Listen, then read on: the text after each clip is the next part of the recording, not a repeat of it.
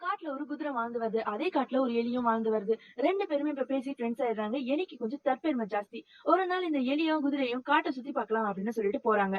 போற வழி ஃபுல்லா எலி தான் பெருமைய பேசிக்கிட்டே வருது. எனக்கெல்லாம் யார பார்த்தாலுமே பயம் இல்ல. பாம்ப கூட நான் தொரத்தி விட்டுருவேன். ஏன் சிங்கம் என் கிட்ட கூட வராது. அது மட்டும் இல்ல, இப்ப கூட பாரேன், நான் தான் உன்ன வழி நடத்தி கூட்டிட்டு போயிட்டு இருக்கேன் அப்படின்னு சொல்லிட்டே இருக்கும்போது, திடீர்னு ஒரு இடத்துல சைலண்டா நின்னுடுது.